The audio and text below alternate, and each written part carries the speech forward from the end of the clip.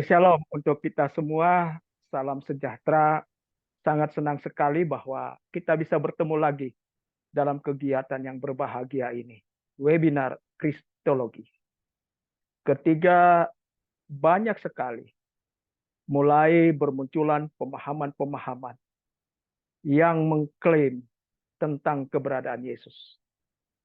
Di tengah-tengah suramnya pengajaran-pengajaran sehat di masa kini, kita tetap hadir untuk memberikan terang kepada yang suram itu.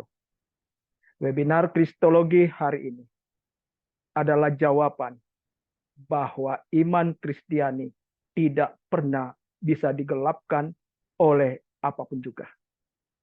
Sekalipun banyak upaya-upaya untuk mengaburkan berita yang benar tentang Yesus Kristus yang sudah lahir, mati, dan bangkit, yang adalah Allah pribadi yang kedua, yang telah menebus dosa kita. Berita ini dari dahulu sampai hari ini berusaha dikaburkan, berusaha ditiadakan. Tetapi hari ini terbukti bahwa Injil ini terus berkumandang. Dan puji Tuhan, kita adalah bagian dari yang Tuhan mau pakai untuk terus mengumandangkan ajaran yang sehat. Selamat datang kepada kita semua peserta webinar. Yang terhormat Bapak narasumber, Bapak Dr. Pangeran Manurung. Selamat siang Pak, waktu Indonesia Tengah. Siang Pak, siang. Iya, iya. Saya menelusuri buku terakhir Pak. Wah, sangat menarik sekali ini. Saya menganggap ini tulisan yang luar biasa. Terima kasih Pak, udah bisa menjadi narasumber pada acara yang berbahagia ini.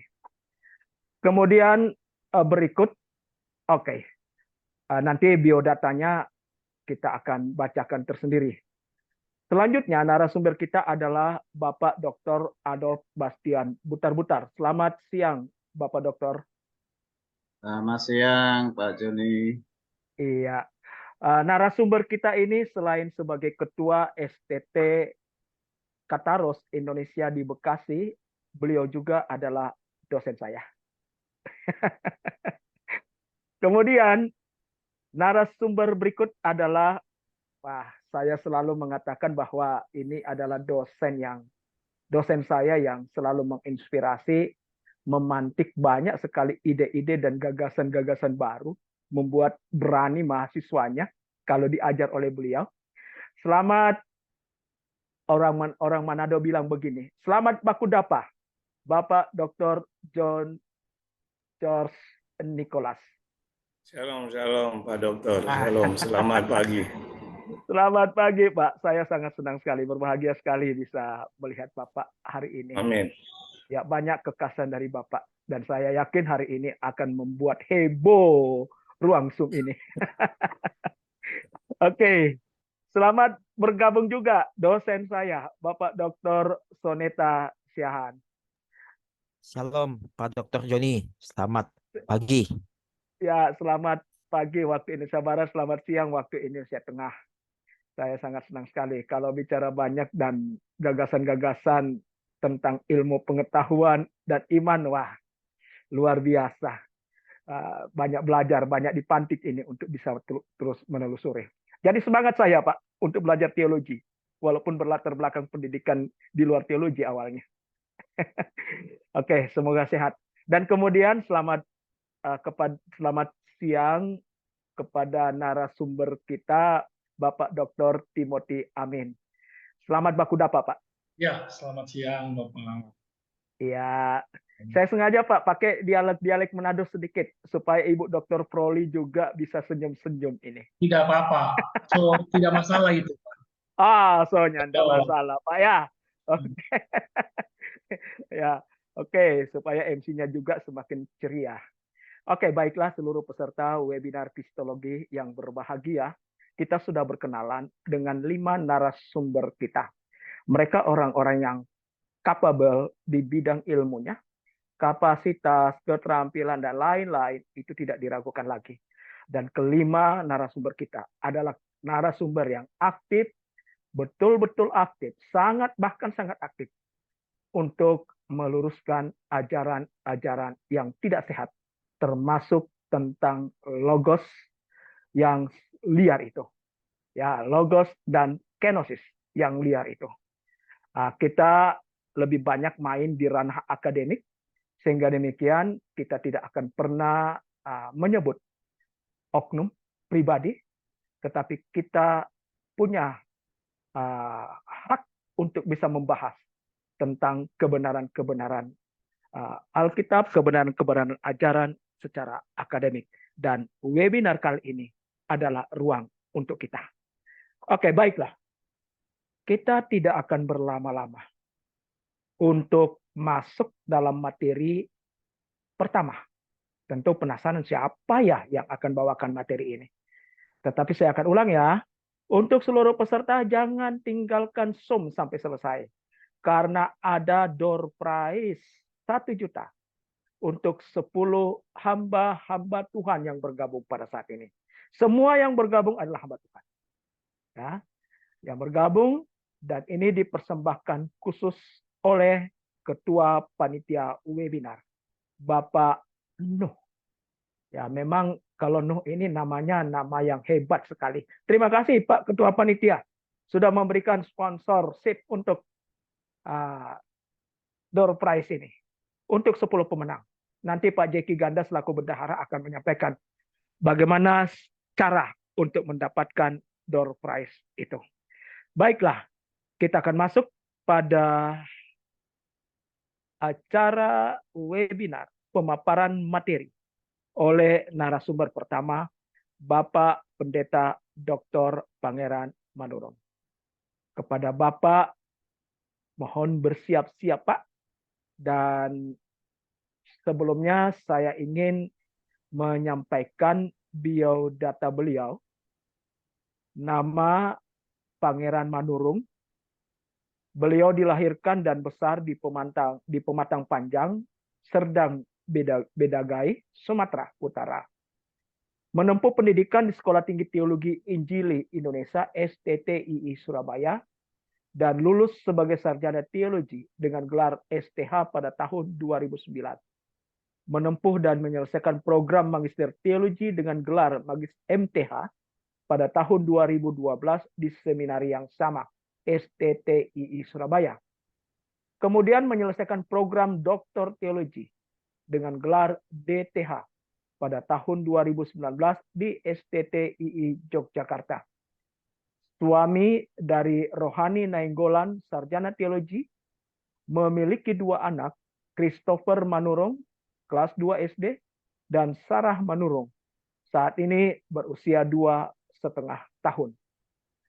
Narasumber kita tinggal di Purwokerto, menjabat sebagai Ketua Sekolah Tinggi Teologi Injili Indonesia Purwokerto sejak tahun 2021 dan secara reguler mengajar sebagai dosen Perjanjian Baru dan Apologetika. Demikian kurikulum vitae narasumber kita, dan selanjutnya kepada narasumber disilakan. Waktu 45 menit, setelah itu tanya jawab 15 menit. Demikian. Baik. Terima kasih Pak Dr. Zoni. Selamat pagi menjelang siang Bapak Ibu yang di wilayah Barat, waktu Indonesia Barat, tapi saya dengar juga ada juga yang dari waktu Indonesia Timur. Jadi saya pikir bisa juga sudah hampir siang di sana ya. Yang saya hormati Bapak Pendeta Dr. Adolf Bastian Butar-Butar sebagai Ketua STT Kataros Bekasi. Kemudian Bapak Ibu panitia yang telah bekerja keras mengupayakan acara yang bagus ini. Kemudian yang saya hormati dan kasihi seluruh peserta. Baik Bapak Ibu, waktu saya tidak terlalu banyak dan saya kira beberapa rekan saya juga ada di Zoom ini dan juga mahasiswa ya. Baik, saya mohon izin membagikan. Disilakan. Oke, saya akan bagikan dulu.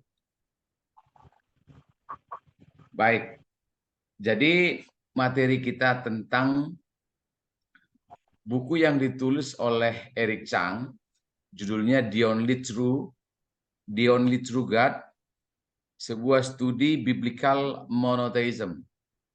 Nah, buku ini ditulis oleh beliau 2009 sebenarnya, kemudian 2011 mulai dipublikasikan. Tapi waktu itu terjemahannya belum terlalu sempurna. Nah, sekarang sudah dibuat dalam bentuk PDF tahun 2016 dan dengan terjemahan yang lebih sempurna begitu.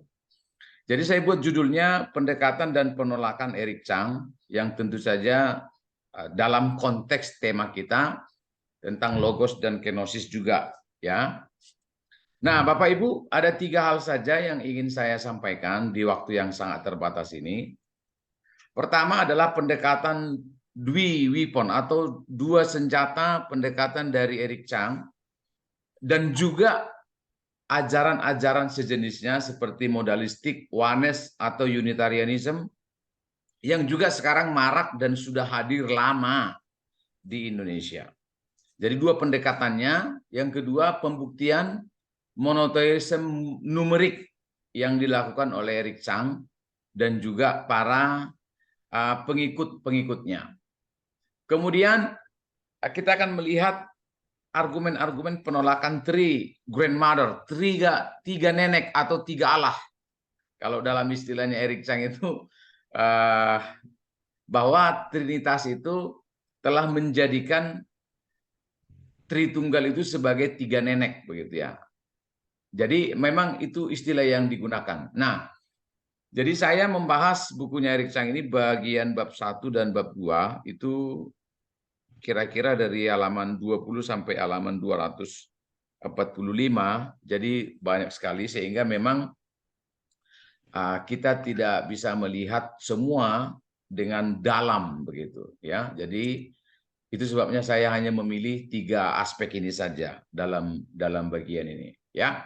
Yang pertama, pendekatan sudut pandang atau keyakinan awal dari Eric Chang bahwa sejak awal Alkitab itu sepertinya memperkenalkan Allah yang tunggal dalam pengertian tunggal, satu, seperti kita menghitung jengkol yang saya sebut monotheism numerik. Jadi tunggal dalam arti tidak boleh ada kejamakan di situ. Nah, oleh karena itu beliau juga akhirnya menjadi alergi dengan istilah-istilah kemajemukan dalam diri Allah. Nah, maka istilah Tritunggal dalam ajaran Kristen itu menjadi dianggap sebagai 3 Allah. Nah, Bapak Ibu perlu tahu, khususnya mahasiswa yang mungkin belum membaca bukunya, bahwa Eric Chang dulu itu adalah penganut Tritunggal, begitu ya, yang telah mengalami perubahan atau perkembangan ajaran di tengah jalan. Nah, ini dia. Teks-teks monotheism yang menurut Eric Chang itu sangat diklaim oleh Yesus. Halaman 19 sampai 25. Ada banyak sekali teks yang ditampilkan di situ. Yohanes 17 ayat 3, engkau satu-satunya Allah yang benar. Markus 12 ayat 29, Allah kita adalah Allah yang esa, yang mengutip Ulangan 6 ayat 4. Yohanes 5 ayat 44 dari Allah yang esa, dan juga teks-teks yang lain. Nah, kemudian selain klaim Yesus, Rasul juga telah mengklaim bahwa Alkitab itu memperkenalkan Allah itu memang monotheism numerik, tunggal secara hitungan, secara angka begitu ya. 1 Timotius 1 ayat 17, Allah yang kekal dan esa, bagi dialah Allah yang tidak tampak dan esa. Yohanes 5:44 dari Allah yang esa. Yakobus 2:19 satu Allah saja.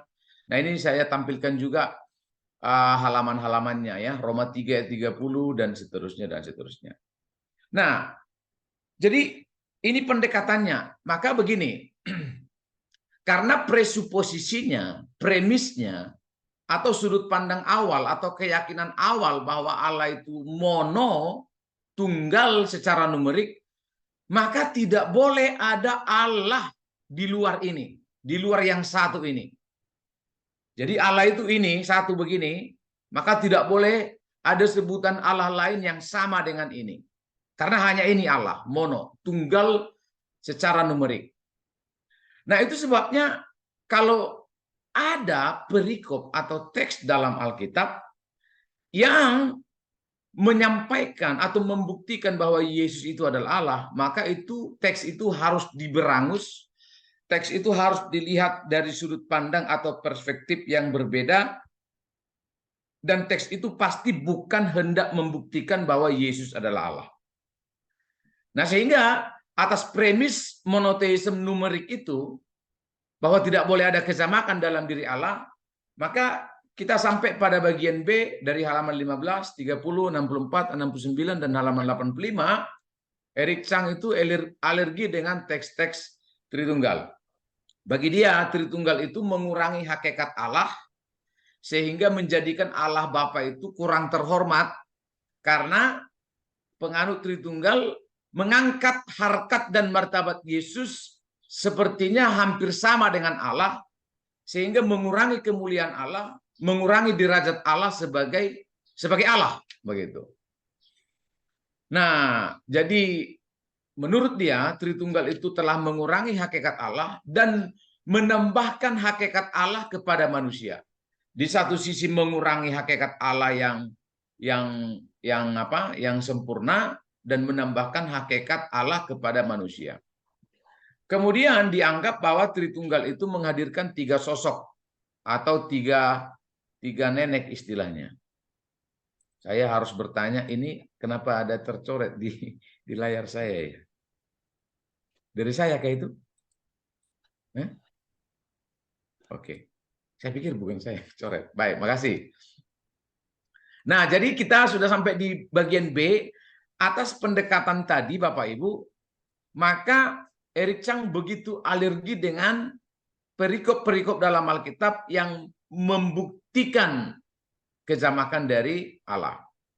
Nah, berikutnya, alergi teks Tritunggal itu membuat Eric Chang ingin membuktikan secara keras dan total bahwa Yesus itu hanyalah manusia biasa yang sebenarnya konsisten mengajak orang lain untuk hanya menyembah Elohim Yahweh. Sekaligus Yesus hanya memperkenalkan dirinya sebagai pengantara atau utusan. Nah, Bapak Ibu hati-hati.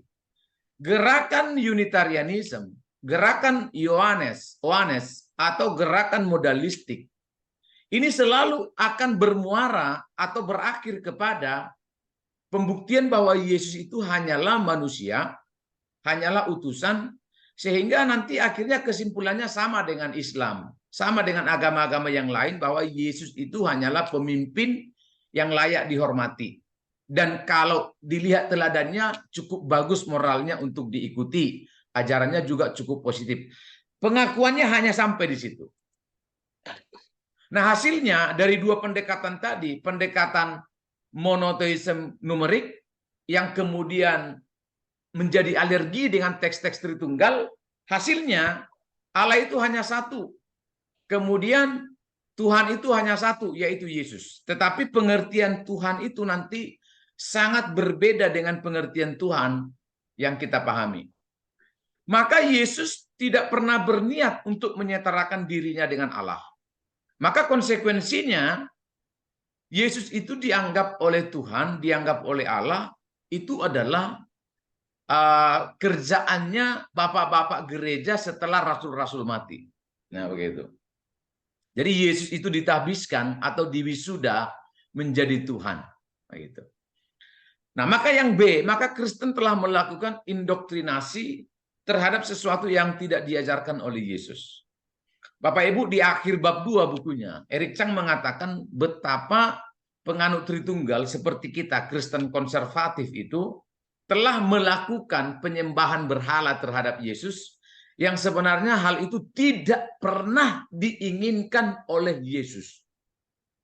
Maka, bagi Eric Chang, kita ini adalah orang-orang bebal yang telah melanggar 10 hukum dalam kitab Keluaran itu, yaitu jangan menyembah ada Allah lain selain Allahnya Abraham, Ishak, dan Yakub. Jadi kita ini bagi dia adalah penyembah-penyembah dewa-dewa. Nah, yang kedua, kita lihat bagian kedua, upaya pembuktian atau usaha pembuktian monoteisme numerik dan pembuktian bahwa Tritunggal itu begitu menyesatkan. Ya, ini upaya yang dilakukan oleh Eric Chang. Pertama, dia mereduksi natur Yesus. Ini halaman 25 dan seterusnya. Maka yang pertama dia memulai bukunya itu dengan mengatakan Yesus itu bukan logos. Nah, saya tidak bisa tidak. Saya harus melawan Pak Moderator yang mengatakan tidak bisa menyebut nama. Saya harus sebut nama. Yaitu ini sangat mirip dengan ajaran pendeta Dr. Erastus Abdono dari seminar Logos mulai pertama sampai beberapa hari yang lalu sudah seminar Logos ke yang ke-31 dan selalu saya ikuti memang. Jadi saya ini penggemar berat Pak Erastus Abdono sebenarnya. Nah, Yesus itu bukan sang Logos. Tapi Yesus hanya dikuasai oleh Logos atau dirasuki oleh Logos. Dan itu ditulis oleh Eric Chang. Yang kedua, untuk membuktikan bahwa Yesus itu bukan Allah dan memang Yesus tidak boleh Allah. Karena Allah itu hanya Allah yang dalam perjanjian lama. Maka Yesus bukan makhluk yang praeksistensi. Maka nanti istilah enarke hen hologos, kai hologos hen prostanteon, kai theos hen hologos dalam Yohanes pasal 1 ayat 1 itu diberangus atau diredaksi ulang, diterjemahkan ulang bahwa teks-teks itu bukanlah sebuah perikop yang dapat dijadikan untuk membuktikan bahwa Yesus kekal adanya. Jadi teks seperti Mika 5 pasal 2, Yesaya pasal 9 ayat 5, Roma 9 ayat 5, Kolose 1 ayat 15 sampai 16 atau teks-teks yang menunjukkan praeksistensi Yesus itu semua diterjemahkan secara berbeda oleh dia.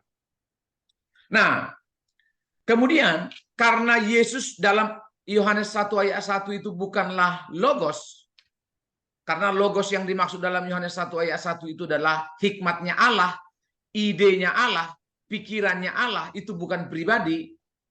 Maka Yohanes 1 ayat 14 itu diterjemahkan sangat berbeda dengan terjemahan orang-orang konservatif.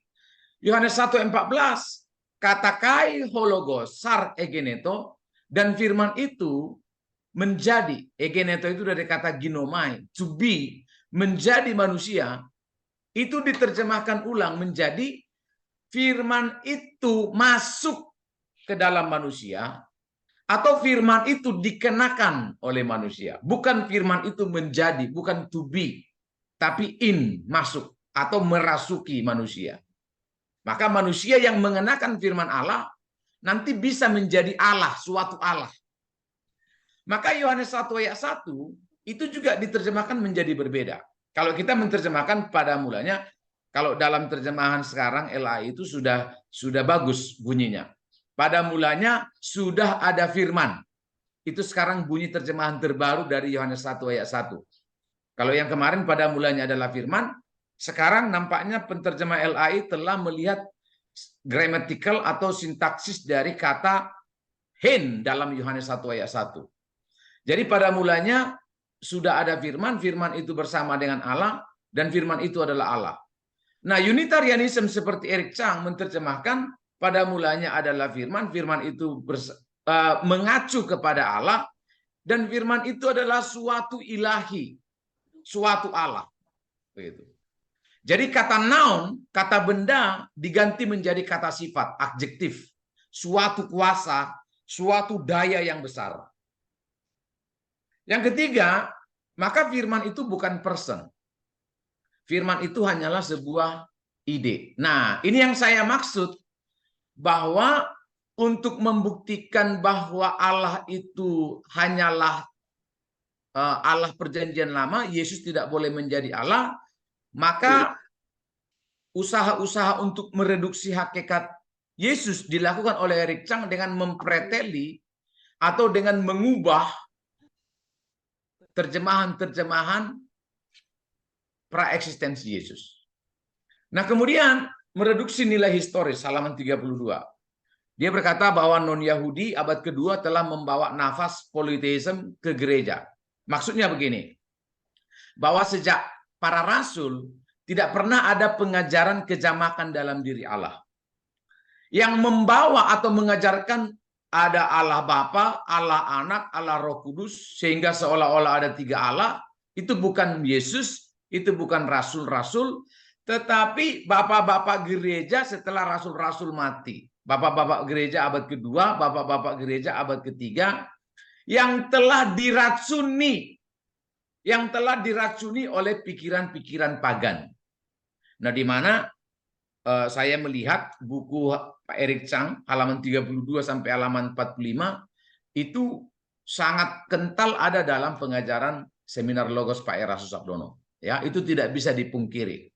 Kalau tidak mau dikatakan copy paste, tapi mirip 11-12 gitu ya.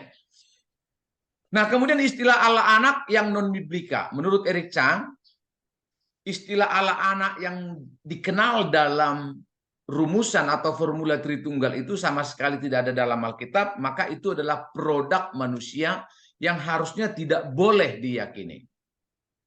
Kemudian Yesus sebagai Tuhan menjadi Yesus sebagai Allah. Nah, menurut Eric Chang inilah kesalahan terbesar orang Kristen.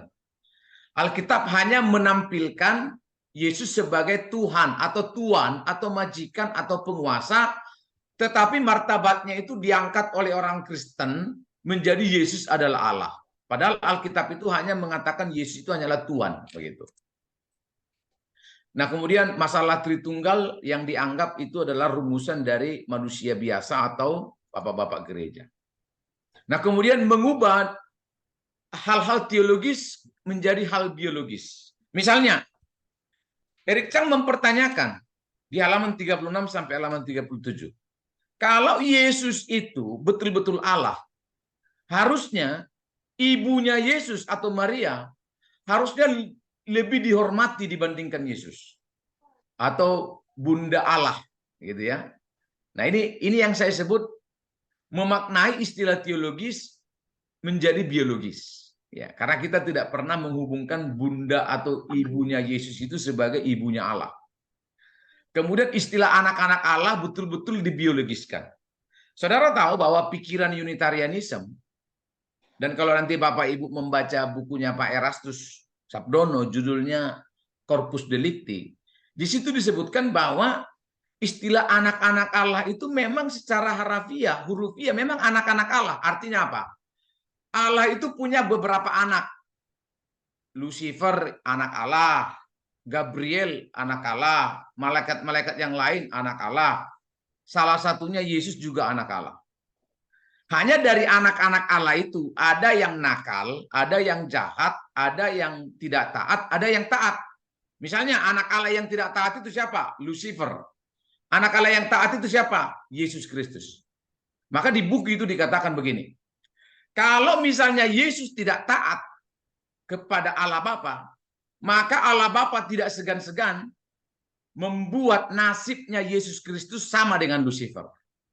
Nah, bayangkan saudara, ada buku yang bisa merumuskan gagasan sedemikian rupa. Karena apa? Karena memaknai istilah anak-anak Allah itu secara biologis. Bahwa Allah memang punya beberapa anak. Padahal istilah anak Allah itu tidak pernah dimaknai oleh Bapak Gereja atau rasul-rasul sedemikian rupa. Nah, jadi saya kira saya langsung ke respon saja karena nanti bisa panjang ceritanya ya. Nah, Bapak Ibu, yang pertama respon saya terhadap argumen Eric Chang bahwa naturnya Yesus itu tidak boleh dijadikan sebagai Allah. Misalnya dia berkata Yesus bukan firman. Yang saya kasih kuning ini adalah pemaparan dari Eric Chang, yang poin-poin 1-2 itu adalah yang saya buat. Yesus bukan logos. Nyatanya Alkitab menyatakan bahwa Yesus adalah sang logos. Wahyu pasal 19, 1 Yohanes pasal 1, dan yang lain.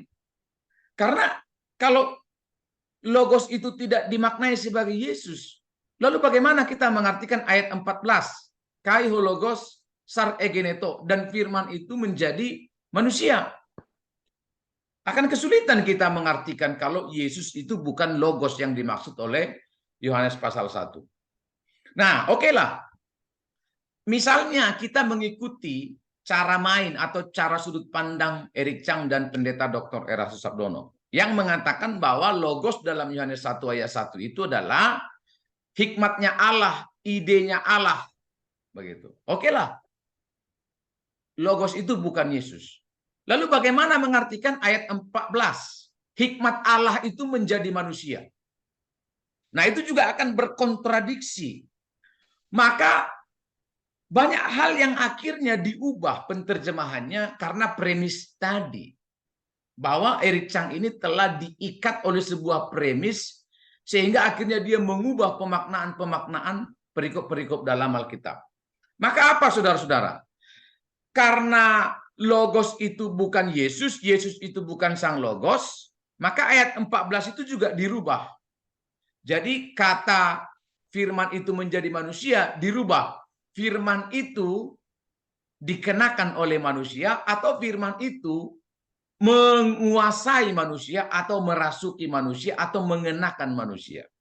Maka ketika hikmat Allah itu dikenakan kepada manusia, maka manusia itu akan seperti Allah. Contoh, orang-orang atau nabi-nabi di Perjanjian Lama dianggap oleh Eric Chang sebagai contohnya. Jadi Salomo yang menerima hikmat dari Allah, lalu dia akhirnya punya hikmat Allah. Nah, kira-kira itulah pengertiannya. Maka nanti kesimpulan akhirnya adalah apa? Yesus itu adalah manusia biasa seperti Salomo, seperti Simpson, seperti Gideon, seperti Yefta, seperti Barak, yang dikuasai oleh Allah. Tetapi bukan Allah itu sendiri. Karena manusia itu dikuasai oleh hikmat Allah, maka manusia itu menjadi seperti Allah. Ya, Bapak, teman-teman bisa ngikuti maksud saya ya. Artinya, ini mirip dengan konsep panteisme. Panteisme itu dalam benaknya orang Yunani itu begini. Jadi Allah itu telah meluber. Kalau politeisme kan Allah itu ada jamak, ada lebih dari satu. Tapi kalau panteisme itu begini. Allah itu seperti es. Lalu dia mencair. Kemudian Allah itu atau es itu menyentuh meja, maka meja mengandung es, maka meja mengandung Allah. Es ini menyentuh laptop, maka laptop itu mengandung Allah. Nah, kira-kira begitu jadinya. Maka tidak mengherankan kalau misalnya saksi Yehova. Jadi saksi Yehova dengan Unitarianism ini 11-12, ini saudara ipar ini. Maka tidak mengherankan kalau akhirnya kelompok ini menerjemahkan dan firman itu adalah suatu menjadi kata sifat. Padahal itu dalam studi gramatikal itu adalah kata benda. Tapi menjadi suatu. Begitu. Nah, kemudian respon kita terhadap argumen Eric Chang, Yesus bukan makhluk yang praeksistensi.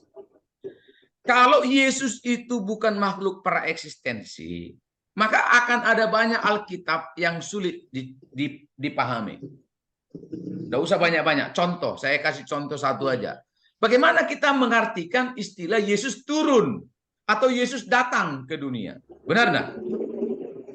Kata Yesus turun, Yesus datang ke dunia, bahkan sebelum Yesus ditangkap, sebelum Yesus diadili, sebelum Yesus mati, Yesus mengatakan kepada murid-murid anak manusia akan kembali ke tempat sebelum dia berada. Itu bagaimana menafsirkan itu, dan Eric Chang kesulitan menafsirkan teks-teks praeksistensi itu. Yesus turun ke dunia, Allah datang ke dunia. Mau bagaimana menafsirkan itu? Kalau dia belum ada sebelumnya. Karena Yesus sudah ada sebelumnya di tempat yang lain, di kekekalan, maka ada istilah itu, dua istilah ini. Yesus turun, karena dia sudah ada sebelumnya. Yesus naik. Yesus bukan, Yesus datang. Datang itu artinya dia datang dari satu tempat ke tempat yang lain. Begitu. Oh, berapa? Nah, kemudian firman tidak, argumen yang tadi ya, halaman 2528, firman tidak menjadi tetapi masuk ke dalam manusia. Oke, kalau misalnya Yohanes 1 ayat 14 diartikan begitu, bahwa firman itu merasuki manusia atau memasuki manusia, bukan firman itu menjadi manusia. Maka teks-teks inkarnasi yang sangat melimpah dalam Perjanjian Baru itu dibuat bagaimana? Misalnya Allah mengambil rupa menjadi manusia. Mau bagaimana mengartikan itu? Atau Allah telah menjadi manusia. Ada beberapa teolog yang menggunakan istilah Allah menjelma menjadi manusia. Ada banyak sekali nats Alkitab yang menjelaskan prinsip inkarnasi atau nafas dari inkarnasi.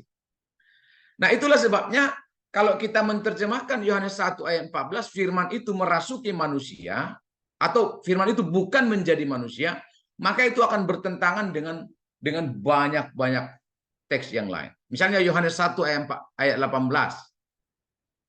Bahwa Allah itu telah bertabernakel, berskenoo, diam.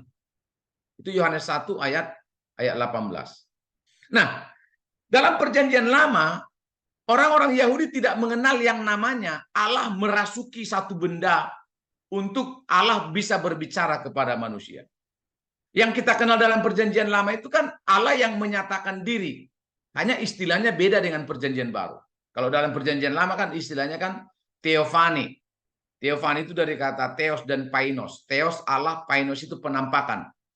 Allah menyatakan diri atau menampakkan diri atau memperkenalkan diri atau menyingkapkan dirinya yang tersembunyi supaya dikenal oleh orang-orang atau tokoh-tokoh pada masa perjanjian lama. Sehingga dalam perjanjian lama kita tidak pernah itu yang namanya Allah merasuki satu pohon, lalu melalui pohon itu Allah berbicara. Enggak. Allah menyatakan diri dalam bentuk semak belukar. Yang kedua, Allah menyatakan diri dalam bentuk manusia kepada Abraham ketika Abraham di bawah pohon terbanting. Tadi yang semak belukar itu ketika Allah menyatakan diri kepada Musa. Maka kata Allah merasuki itu untuk menjelaskan penyataan diri Allah itu tidak dikenal gitu. Maka saya di sini buat menyatakan diri versus merasuki. Nah, Alkitab memperkenalkan Allah yang menyatakan diri, bukan Allah yang merasuki. Makanya pikiran Allah yang merasuki itu telah ditolak dalam Konsili Kalsedon. Kenapa? Karena Nestorius dan Eutyches itu terpapar oleh paham ini, bahwa Allah itu telah merasuki manusia sehingga manusia itu memiliki setengah Allah. Misalnya Nestorius yang bertengkar dengan Eutyches, padahal sama-sama memiliki kecacatan teologis argumen mereka. Nestorius berkata tidak mungkin Yesus itu memiliki dua pribadi. Kemudian Eutyches berkata, Nestorius, bodoh kamu. Ya bisa saja. Tapi kealahan itu merasuki kemanusiaan sehingga kealahan itu bercampur dengan kemanusiaan sehingga Yesus itu setengah Allah, setengah manusia. Maka dia setengah hantu gitu. Bisa hilang tiba-tiba menurut Yohanes 8 ayat 58, bisa menghardik setan, bisa menenangkan topan dan seterusnya. Nah, kemudian argumen dari Eric Chang bahwa firman itu bukan person. Saudara bisa juga menyimak ini di seminar Logosnya Bapak Pendeta Dr. Erastus Abdono. Firman itu bukan person. Ini tadi saya sudah sampaikan akan menjurus kepada konsep pantheism Yunani. Kalau firman itu bukan Allah, bukan pribadi, maka pilihannya firman itu hanyalah ide. Kemudian ide itu meluber atau istilahnya itu dikenakan oleh manusia sehingga manusia bisa menjadi seperti Tuhan. Nah, saudara, ini berbahaya sekali. Karena nanti pada akhirnya begini. Yesus adalah manusia biasa, karena dia mengenakan firman, maka dia seperti seolah-olah seperti Tuhan. Demikian juga kita pengikut Yesus. Kita juga kalau berhasil berjuang mengenakan logos dalam sebuah perjuangan yang luar biasa, nanti kita juga seperti Yesus. Menjadi apa? Tuhan kecil atau minor God, Allah kecil. Wah, inilah kesesatan yang sulit ditoleransi, tetapi memang walaupun hampir tidak masuk akal, tapi faktanya ada ajaran semacam ini. Nah, kemudian argumen bahwa sebenarnya di abad kedua dan abad ketiga, orang-orang non-Yahudi telah membawa nafas politeisme ke gereja. Nah, pertanyaan singkatnya begini. Benarkah ajaran Tritunggal atau kemajemukan dalam diri Allah itu adalah hasil pengaruh dari orang-orang non-Yahudi yang membawa pikiran-pikiran pagan ke gereja? Saya katakan tidak. Karena sejak awal gereja itu telah diisi oleh orang-orang yang transculture. Kalau kita membaca Kisah Para Rasul 2 di hari Pentakosta, ada orang-orang peserta di hari Pentakosta itu dari Elam, dari Asia, bahkan dari Arab, dari berbagai tempat. Itu sebabnya ketika kita membaca Kisah Para Rasul 4 seterusnya, nampaknya telah banyak orang-orang non-Yahudi yang menjadi percaya pada saat itu. Dengan berbagai latar belakang budaya. Apalagi sejak Kisah Para Rasul 9, Paulus dipanggil oleh Tuhan, lalu mulai pasal 12, pasal 13, itu banyak sekali orang-orang Yunani, orang-orang Romawi, orang-orang Asia, orang-orang Turki, yang akhirnya percaya kepada Yesus dan mereka bukanlah orang Yahudi. Maka Paulus mengatakan, aku telah diutus untuk menjangkau orang-orang non-Yahudi. Jadi tidak benar bahwa orang-orang non-Yahudi baru masuk ke gereja itu abad kedua. Enggak. Pada masa Paulus telah ada banyak orang.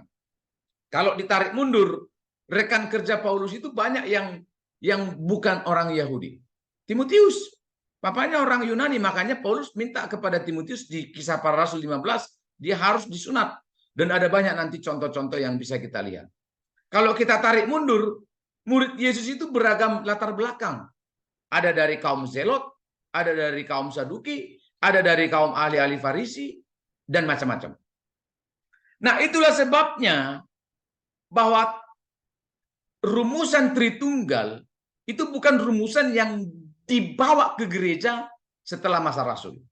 Faktanya, Rasul-Rasul telah menuliskan teks-teks tentang Tritunggal, bahwa Allah Bapa itu Allah, Anak itu Allah, Roh Kudus itu Allah, atas ilham Roh Kudus. Maka kalau kita membaca teks Alkitab, kita tidak sedang membaca tulisan-tulisan Bapak Gereja abad ketiga atau abad kedua. Ini adalah tulisan-tulisan Rasul. Coba bayangkan ini. Yohanes itu orang Yahudi. Orang Yahudi tulen. Tapi dia bisa berkata, Allah itu telah menjadi manusia. Paulus itu orang Yahudi tulen.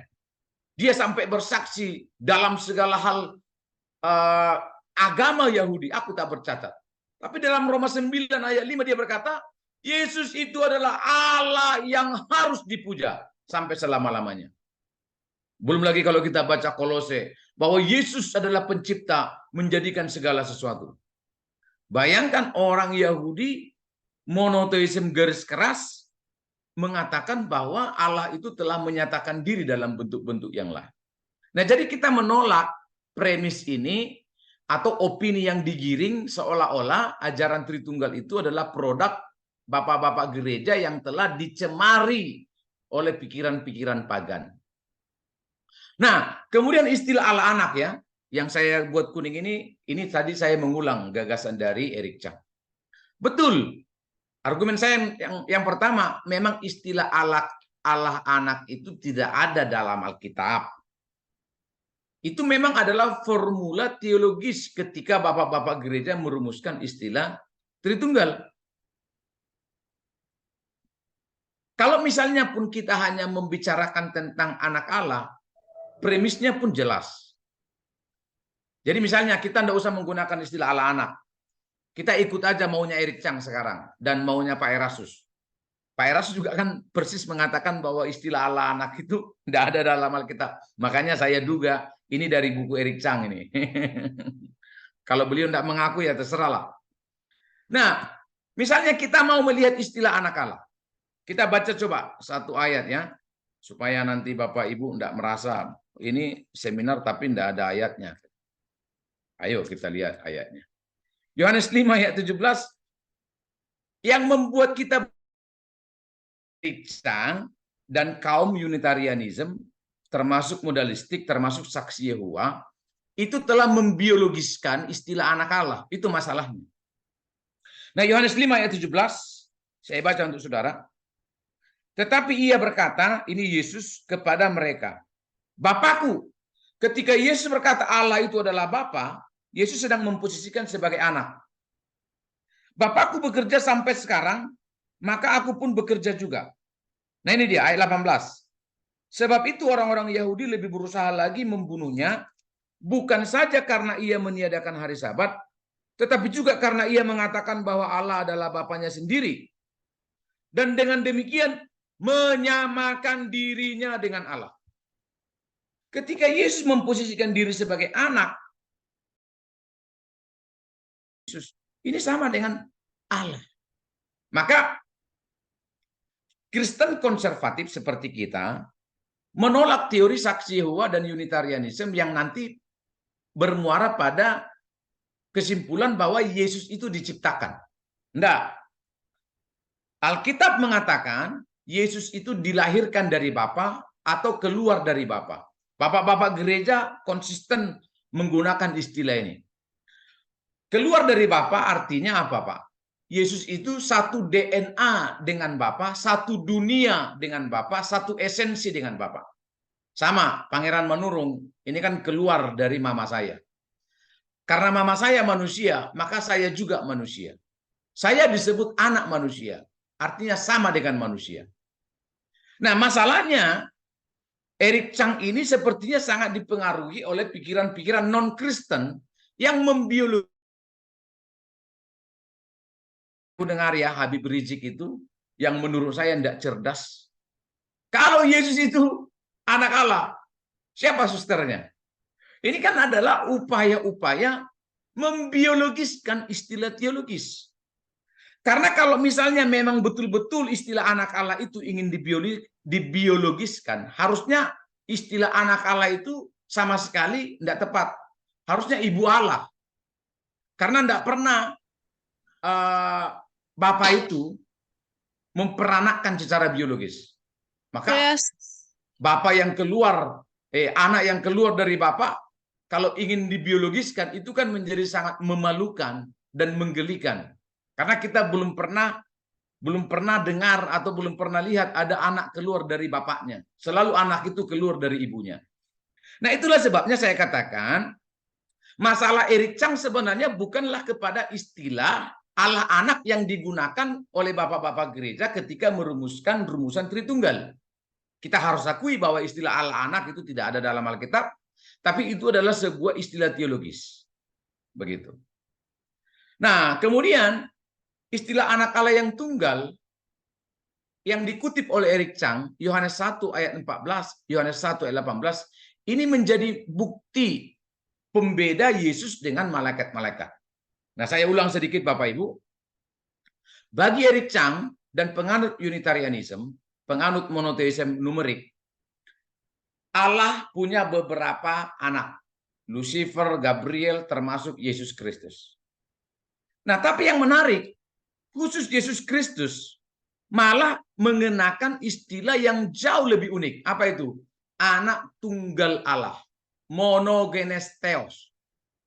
Nah, kalau kita melihat istilah ini, malah menurut saya istilah anak tunggal Allah ini hendak membedakan antara Yesus sebagai anak Allah dengan anak Allah yang lain. Kenapa, Pak? Karena kita juga disebut anak Allah. Kenapa, Pak? Iblis itu juga disebut anak Allah. Keturunan-keturunan Set juga disebut anak Allah. Kalau kita membaca misalnya Kejadian pasal 6. Maka Yesus yang menyandang gelar sebagai anak tunggal, menurut saya, ini malah menjadi dasar untuk membuktikan bahwa kita perlu menolak anggapan Yesus sebagai anak Allah sama dengan Lucifer sebagai anak Allah. Karena keunikan dari istilah anak tunggal Allah. Nah, jadi ada dua kecacatan di sini. Yang pertama, mereka tidak bisa memaknai istilah anak tunggal Allah sebagai pembeda kita sebagai anak Allah dan Yesus sebagai anak Allah, malaikat sebagai anak Allah dan Yesus sebagai anak Allah. Yang kedua, membiologiskan istilah teologis. Begitu. Nah, kemudian ini yang menarik. Eric Chang dan seluruh varian-varian yang mengikuti ajarannya, Oneness, modalistik, dan seterusnya, mengatakan begini, Yesus itu boleh disembah, bukan boleh disembah, boleh disebut sebagai Tuhan, bukan sebagai Allah. Gitu. Nah, ini nanti akan membingungkan. Kenapa Bapak Ibu? Karena kita paham.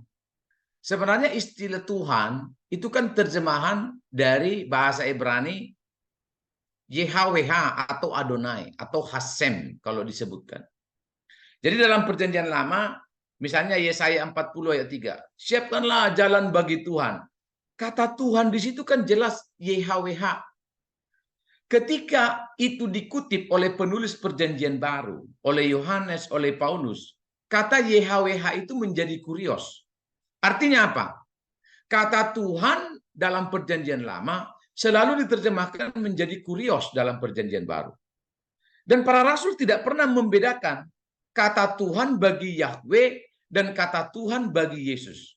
Malah sebaliknya, nubuatan-nubuatan tentang Yesus Kristus yang adalah Tuhan, yang adalah YHWH, itu persis diterjemahkan menjadi kurios oleh para penulis perjanjian baru. Ya, memang ini perlu waktu untuk menjelaskan, tapi saya kira itu saja dulu, bahwa antara YHWH dalam perjanjian lama dengan Yesus sebagai Tuhan dalam perjanjian baru itu adalah terjemahan yang sama. Dan nanti kita bisa melihat hubungan penterjemahan antara teks perjanjian lamanya dengan perjanjian barunya.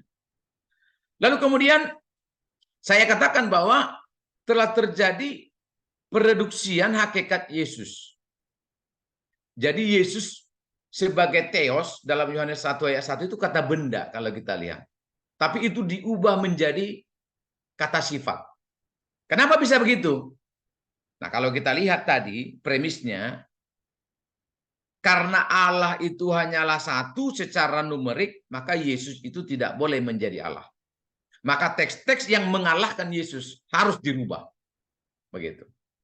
Nah, memang ini nanti bisa didiskusikan lebih panjang. Kata Adonai dalam perjanjian lama itu diterjemahkan bisa dua. Tuhan, tetapi juga Tuan. Karena kalau dia diterjemahkan Tuhan, itu untuk menjelaskan Allah yang Tuhan yang kekal. Tapi juga kata Adonai bisa diterjemahkan Tuhan menurut konteksnya. Karena memang Tuhan itu bukan sebagai Allah yang kekal saja. Karena dia juga adalah penguasa. Karena dia juga menerima penyembahan dari manusia. Nah, itulah sebabnya memang perlu melihat kata-kata ini berdasarkan penggunaan konteks-konteksnya. Nah, kemudian ya, masalah historis tadi, Tritunggal itu dilahirkan pada konsili Nisea. Nah, saya jelaskan di halaman 52 sampai halaman 62, Eric Chang ingin mengatakan bahwa Tritunggal itu akhirnya menghasilkan ada 3 Allah. Nah, kalau kita belajar historis rekan-rekan, istilah Tritunggal itu tidak pernah itu muncul dalam sebuah permasalahan tentang bagaimana manusia pada saat itu atau orang-orang pada saat itu yang mencoba menghitung Allah. Nah, sekarang kita selayang pandang saja.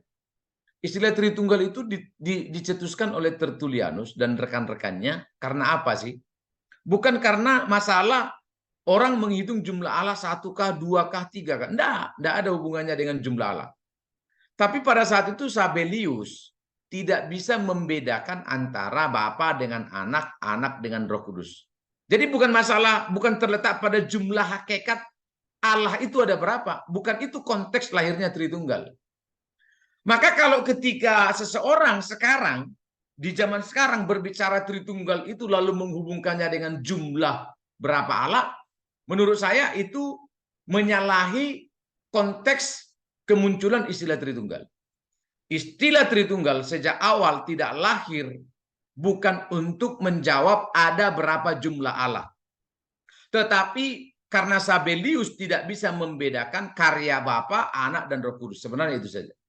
Maka itulah sebabnya di bukunya Eric Chang, dia telah salah menduga. Dia telah salah langkah, salah berpikir ketika dia berkata Allah Bapa itu harusnya disebut Allah pertama, Allah Anak itu disebut Allah kedua, Allah Roh Kudus itu disebut Allah ketiga.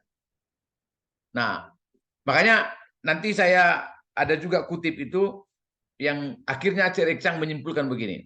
Ulangan 6 ayat 4 itu, beliau rubah bunyinya. Kalau Ulangan 6 ayat 4 itu kan bunyinya begini. Dengarlah, oh Israel, Allah kita itu Allah yang esa. Nanti dia rubah. Dengarlah gereja Tuhan. Allah kita itu Allah yang 3 gitu. Nah, jadi tidak benar konteks Tritunggal itu lahir untuk menjawab ada berapa jumlah Allah. Kalau konteksnya seperti itu, ya repot sekali. Nah, kemudian Eric Chang menyinggung masalah Origenes yang pada saat itu memang mengatakan bahwa kami ini tidak takut menyebut ada berapa Allah, jumlah Allah 2K, 3K, dan seterusnya. Nah, sebenarnya yang benar adalah bahwa para bapak gereja telah memahami bahwa di dalam Allah itu ada kemajemukan dan ada ketunggalan. Dan kan kita sudah paham itu ya, di kelas proper atau di kelas doktrin Allah, Kejadian 1 ayat 1 misalnya ada kejamakan Allah di sana dan ada ketunggalan Allah di sana.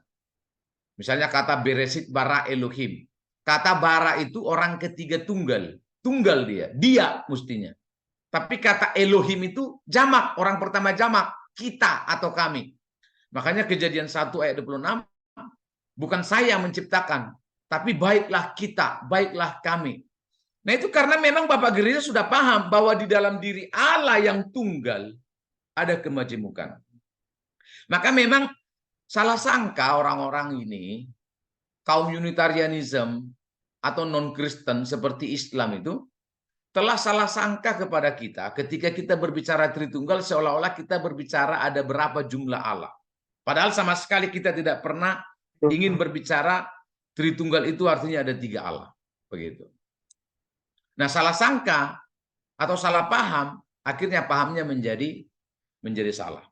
Nah, kemudian berikutnya, bahwa istilah Tritunggal itu membuat orang-orang Kristen mengurangi hakikat Allah dan menambahkan hakikat Allah kepada manusia. Jadi hakikat Allah dikurangi separuh, hakikat manusia ditambahi kealahan separuh. Sehingga kemuliaan Allah berkurang setengah, kemuliaan Yesus sebagai manusia bertambah setengah. Nah, Eric Chang berkata kita ini kurang ajar. Karena telah mengambil kemuliaan Allah, Yahweh yang mono itu, dan kita ambil itu kepada Yesus, sehingga kita memberikan penyembahan 50% kepada Allah Bapa, lalu memberikan penyembahan 50% kepada Yesus. Nah, bagi dia kita ini menyembah berhala. Nah, apakah memang betul demikian? Sama sekali tidak. Karena kalau kita membaca kitab secara keseluruhan, firman Tuhan jelas mengatakan bahwa Allah itu menambahkan rupa manusia dalam dirinya. Bukan mengurangi martabatnya, tapi menambahkan kemanusiaan. Kalau kita belajar kristologi di topik inkarnasi, apa sih artinya inkarnasi itu? Allah di dalam daging. Kita bisa lihat Filipi pasal 2 ayat 6 misalnya. Allah telah mengambil rupa menjadi manusia. Kata mengambil itu dari kata labon. Kata dasarnya itu lambano, checking. Arti teologisnya apa? Allah menambahkan kemanusiaan dalam dirinya tanpa mengurangi kealahannya. Saya ulang. Inti dari inkarnasi itu kan Allah di dalam daging, Allah menambahkan kemanusiaan dalam dirinya. Allah yang adalah roh, menurut 2 Timotius, itu tak terhampiri, tak tersentuh, tak terlihat, tak terbayangkan, begitu jauh, transenden. Maka Allah harus menambahkan bentuk-bentuk materi dalam dirinya, yaitu bentuk daging, bentuk manusia yang bisa disaksikan, yang bisa disentuh. Nah, yang benar Alkitab mengatakan Allah tidak mengurangi kealahannya. Allah hanya menambahkan kemanusiaan dalam dirinya. Tapi memang Dwinatur atau Allah dan manusia sejati yang kita pahami dalam doktrin kristologi ini sangat ditolak keras oleh Eric Chang di halaman 154 sampai 160. Jadi dia berusaha keras untuk membuktikan bahwa gagasan Dwinatur itu adalah gagasan pagan. Itu gagasan orang-orang yang mempercayai politeisme. Allah itu ada beberapa gitu. Nah, tapi saya sebaliknya, di poin saya yang kedua berkata, sebaliknya, Unitarian seperti Eric Chang dan para varian-variannya telah menjadikan manusia biasa menjadi suatu Allah dalam sebuah proses pencampuran keilahian dan kemanusiaan. Nah, Bapak Ibu, kemarin Bapak Ibu sudah mengikuti seminar Logos Pak Erastus kah? Yang hari Sabtu kemarin. Itu menarik ketika beliau menceritakan atau menjelaskan apakah Yesus itu adalah pencipta. Yesus itu, tapi ya it's okay lah, nanti kapan-kapan aja ya kita membicarakan itu. Tapi akhirnya saudara-saudara, Unitarian ini malah sebaliknya menjadikan Yesus sebagai manusia biasa menjadi sebuah suatu Allah. Nah, kalau tuntutannya Eric Chang adalah bahwa kita telah mengurangi martabat Allah Bapa itu dan mengambilnya dan menaruhnya ke dalam diri Yesus. Nah, kalau Alkitab mengatakan tidak, Allah yang menambahkan kemanusiaan dalam dirinya tanpa mengurangi keilahiannya. Jadi yang benar adalah Unitarian itu telah menjadikan manusia sebagai suatu Allah. Nah, jadi begini Bapak Ibu. Yohanes 1 ayat 1 ada firman. Firman itu adalah miliknya Allah, Elohim Yahweh. Firman itu adalah hikmatnya Elohim Yahweh. Kemudian hikmatnya Elohim Yahweh ini dikenakan atas manusia atau merasuki manusia, maka manusia itu menjadi seperti seolah-olah menjadi Tuhan. Tapi tidak semua bisa menjadi Tuhan. Tidak semua menjadi suatu Allah. Yang bisa menjadi suatu Allah itu adalah orang-orang seperti Yesus yang berjuang. Lewat apa perjuangannya? Lewat penderitaan, mematikan kedagingan, dan seterusnya. Orang-orang itulah yang nanti disebut tak bercacat, tak bercela, sempurna seperti Yesus. Dan orang-orang seperti itulah yang nanti pada waktunya diberi gelar sebagai kurios. Sebagai Tuhan. Maka nanti kita menjadi tuan-tuan kecil. Seperti Yesus. Ya. Tapi kita menolak pikiran atau gagasan yang menggelikan semacam itu. Ya. Nah, Tritunggal menghadirkan 3 sosok. Halaman 15, 30, 64, 69, 85. Atau 3 nenek.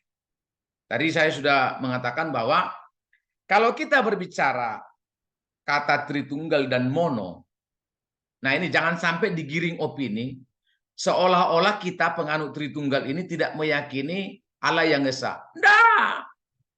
Nah, kita semua meyakini semua teks-teks yang dijabarkan oleh Eric Chang. Allah itu Allah yang esa, Allah itu Allah yang satu. Ulangan 6 ayat 4 yang dikutip oleh Yesus dalam Lukas 24. Dengarlah, oh Israel, Allah kita itu Allah yang echad. Tapi kan kita sudah tahu kata echad dalam perjanjian lama dalam bahasa Ibrani kan itu kan tidak satu seperti menghitung jengkol atau menghitung satu-satu bakpao, bukan. Itu kan satu kemajemukan. Suami dan istri menjadi satu. Nah, itu kata echad gitu. Dan banyak teks-teks yang lain. Saudara tahu kata satu itu dalam Alkitab itu digunakan 971 kali. Kata satu. Kebanyakan itu bisa kata echad, tapi juga ada banyak menggunakan kata yahid. Yahid itu satu dalam bilangan numerik. Misalnya ketika Allah memanggil Abraham lalu dia berkata, persembahkanlah anakmu itu yang satu-satunya. Nah, itu kata yahid. Satu dalam bentuk satu tunggal numerik. Tapi Allah yang esa tidak pernah menggunakan kata yahid. Semua echad. Semua echad. Kata esa dalam perjanjian baru itu selalu menerjemahkan kata echad. Satu bukan satu seperti jengkol, begitu. Nah, ini saya ingin mengulang perdebatan saya dengan Ustadz Menahem Ali dan Ustadz Mas'ud tahun 2015 di Universitas Muhammadiyah. Yang pemahamannya juga sama dengan Eric Chang. Menghitung jumlah Allah dari perspektif matematika dan ilmu fisika. Maka Yohanes 1 ayat 1 kan begini. Pada mulanya adalah firman. Firman itu bersama dengan Allah. Dan firman itu adalah Allah. Nah, Ustadz Mas'ud waktu itu menggunakan ilustrasi yang lain. Pak Manurung, katanya. Saya bilang ya. Dia bilang yo. Ini benarkah ini Yohanes 1 ayat 1 bunyinya seperti ini? Pada mulanya adalah firman, firman itu bersama dengan Allah, dan firman itu adalah Allah. Begini Pak Manurung, ini bisa enggak saya buat begini? Pada mulanya adalah Lukas, Lukas itu bersama dengan Markus, penting untuk dijawab. Pada mulanya adalah Lukas, Lukas itu bersama dengan Markus, dan Lukas itu adalah Markus. Nah, kenapa bisa begitu cara berpikirnya? Karena mencoba memisahkan antara logos dengan theos, kemudian memposisikan logos itu sebagai Allah ke-1, theos itu Allah kedua. Atau apa? Memanusiakan Allah. Nah, ini cilakanya kalau sudah menggunakan pendekatan-pendekatan antropologis terhadap Allah. Nah, ini dia repot. Ya tentu saja bukan begitu cara menghitungnya atau cara mendekati istilah itu. Kita tidak pernah mengartikan logos itu adalah manusia pertama, theos itu adalah manusia kedua. Gitu. Tidak pernah kita membayangkan bahwa logos yang dimaksud itu adalah Pak Lukas, lalu theos yang dimaksud itu adalah Pak Markus. Dua manusia yang dijadikan satu. Nah, saudara-saudara, itu adalah kesesatan dalam berpikir ketika mendekati Allah atau ketika membicarakan Allah. Begitu. Dan Kristen tidak pernah menggunakan pendekatan semacam itu dalam membaca teks-teks Tritunggal. Nah, saya sudah sedikit lagi Bapak Ibu. Pada akhirnya, Eric Chang mengatakan Yesus hanyalah manusia biasa yang konsisten mengajak orang. Jadi, ada 20 halaman yang beliau gunakan untuk membuktikan bahwa Yesus itu adalah pengantara. Nah, saya katakan, inilah ketidakmampuan Eric Chang, termasuk pendeta Dr. Erastus Sabdono, dalam membedakan gelar dan fungsi Yesus sebagai Mesias. Kalau kita membaca Perjanjian Lama, Mesias itu kan telah ditampilkan dalam berbagai fungsi. Mesias itu dalam bahasa Ibrani, Mesayah. Dalam bahasa Arab menjadi Al-Masih. Dalam bahasa Aram menjadi Mesihah. Kalau di Aram Barat dia menjadi Mesihoh. Artinya apa? Anoint. Orang yang diurapi, orang yang diminyaki. Untuk apa diurapi? Untuk beberapa tugas. Ada yang diurapi menjadi imam. Ada yang diurapi menjadi raja. Misalnya Saul, Daud, Kores. Ketika diurapi, itu disebut dalam bahasa Ibrani-nya itu dimesiaskan. Mesayah. Jadi diurapi untuk tugas-tugas tertentu. Nah, kita paham. Yohanes 1 ayat 1 dan Yohanes 1 ayat 14 memperkenalkan Allah, kemudian manusia. Allah sejati, manusia sejati. Dalam kemanusiaan diri Yesus, ada namanya fungsi-fungsinya sebagai manusia. Makanya ketika Yesus sebelum memulai pelayanan, dia harus dibaptis melewati prosesi-prosesi. Seperti orang-orang dalam Perjanjian Lama yang perlu ditabiskan. Nah, dalam fungsi-fungsinya Yesus, dia disebut sebagai imam, dia disebut sebagai nabi, dia disebut sebagai guru, dia disebut sebagai pengajar, dia disebut sebagai pembuat mujizat, dia disebut macam-macam. Nah, ini yang tidak bisa dilihat oleh Eric Chang. Sehingga ketika Eric Chang melihat ketika Yesus berkata, aku telah diutus oleh Bapa, selalu Eric Chang menghubungkannya, ini bukti bahwa Yesus bukan Allah. Kenapa? Karena dia menyebut Allah yang mengutus dirinya. Nah, ini adalah ketidakmampuan melihat Dwinatur. Dan memang tidak mungkin dia percaya Dwinatur, karena premis yang pertama, tidak boleh ada Allah itu lebih dari satu. Tidak boleh ada kemajemukan dalam diri Allah. Begitu. Nah, beberapa penolakan. Waktu saya masih ada, Pak? Sebenarnya Ini sudah ya? Sebenarnya sudah habis, Ya, Pak. tinggal menyesuaikan, Pak. Oke. Ini sebenarnya yang terakhir ini ya, bagian ketiga. Jadi bagian Ya. pertama tadi pendekatannya, kemudian upaya-upaya yang kedua, bagian kedua upaya-upayanya, lalu beberapa penolakannya yang tidak mungkin ini saya bisa jelaskan bisa habis, tapi dia menolak kata echad itu sebagai kesatuan. Nah, dia bersekuku mengatakan bahwa kata echad itu memang harus diterjemahkan sebagai singular, tunggal gitu. Padahal Alkitab kata satu itu 971 kali dan memang penggunaannya itu bisa sangat berbeda-beda. Nah, Eric Chang tidak bisa melihat makna kata itu sesuai dengan konteksnya. Padahal kan kalau kita belajar, Pak, saya bisa membuktikan kepada Bapak Ibu bahwa sebuah kata itu, kata yang sama, itu kalau digunakan dalam konteks yang berbeda, maknanya bisa sangat berbeda. Kata anak manusia, Yesus sebagai anak manusia, itu digunakan dalam banyak konteks sehingga maknanya bisa berbeda-beda. Ada dia istilah anak manusia yang disandang oleh Yesus itu, maknanya bahwa Yesus memang betul-betul manusia biasa. Tapi kata yang sama, anak manusia, digunakan juga bagi Yesus untuk membuktikan bahwa dia adalah makhluk ilahi. Misalnya yang ditulis dalam kitab Daniel.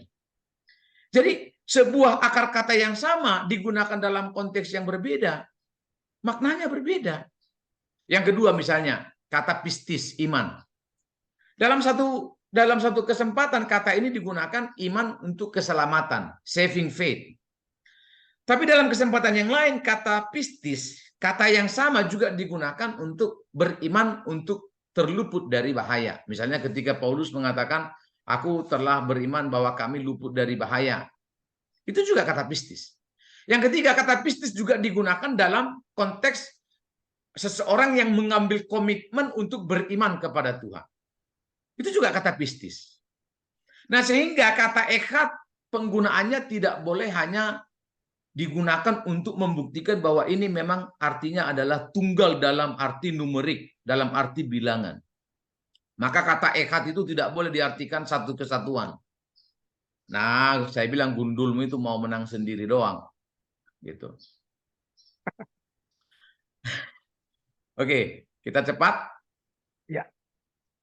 Lalu dia menolak argumen kita, 3 nama, toonoma, dalam formula baptisan Matius 28. Memang kan kalau kita lihat 3 nama dalam nama Bapa, Anak, dan Roh Kudus, kan itu kan menggunakan gramatikal tunggal. Ya kan? Bukan jamak itu. Dalam nama, padahal nama-namanya itu ada 3. Nama Bapa, Anak, dan Roh Kudus. Tapi kenapa menggunakan gramatika berbentuk tunggal? Kenapa tidak jamak? Nah, kita penganut Tritunggal yang percaya Anak adalah Allah, Bapa adalah Allah, Roh Kudus adalah Allah, menggunakan teks itu sebagai salah satu, atau hanya bagian kecil untuk membuktikan Tritunggal. Tapi kemudian Eric Chang menolak argumen itu. Tapi tidak ada dalil yang kuat saya lihat, saya baca. Kemudian istilah anak Allah tadi yang saya sudah sempat menjelaskan itu ya. Nah, ini yang terakhir Bapak Ibu. Kalau Bapak Ibu nanti membaca bukunya panjang lebar halaman 126 sampai halaman 134, klaim-klaim Yesus sebagai akulah kebangkitan, akulah terang, akulah hidup, akulah jalan keselamatan, akulah juru selamat, akulah gembala yang baik. Nah, saya mengatakan ini sangat bukan Eric Chang yang mengutip Pak Erastus, tapi Pak Erastus pasti terpengaruh atau terinspirasi oleh buku Eric Chang halaman 126 sampai halaman 134. Karena jelas sekali penjabarannya mirip, teks-teks yang digunakan juga mirip. Bahwa ketika Yesus berkata, akulah terang, akulah jalan keselamatan, itu bukanlah pernyataan otoritas. Itu adalah pernyataan begini loh. Yesus ini adalah utusan atau perwakilan dari Allah. Seperti duta besar. Jadi kalau kita punya duta besar di Amerika, nah duta besar kita ini kalau berbicara di Amerika, ya akan membawa atau mewakili nama Indonesia. Nah kira-kira begitu. Jadi, tapi sebenarnya dia bukan, dia hanya perwakilan. Begitu. Nah bayangkan banyak sekali teks-teks otoritas bagaimana Lukas 2 mengatakan Yesus secara berotoritas mengatakan dialah gembala, Yohanes mengatakan akulah gembala. Bagaimana mungkin itu secara singkat dan sederhana Eric Chang langsung mengatakan itu hanyalah pernyataan bahwa Yesus itu adalah duta besar. Saya bilang duta besar gundulmu. Kalau kita lihat itu adalah pernyataan otoritas yang menyamakan dirinya dengan Allah. Karena mengampuni dosa hanya Allah, menyelamatkan hanya Allah. Apalagi menjadi gembala yang baik itu hanya Allah. Dan banyak gelar-gelar atau fungsi-fungsi Allah yang secara otoritas itu disampaikan oleh Yesus. Nah, kemudian yang terakhir, ini benar-benar yang terakhir. Di bab 2, halaman 194 sampai halaman 236. Eric Chang sampai kepada kesesatannya. Dia berkata di akhir bab 2, hanya manusia sempurna yang bisa menjadi juru selamat. Jadi bayangkan premisnya ini, bahwa sejak awal Yesus itu bukan juru selamat.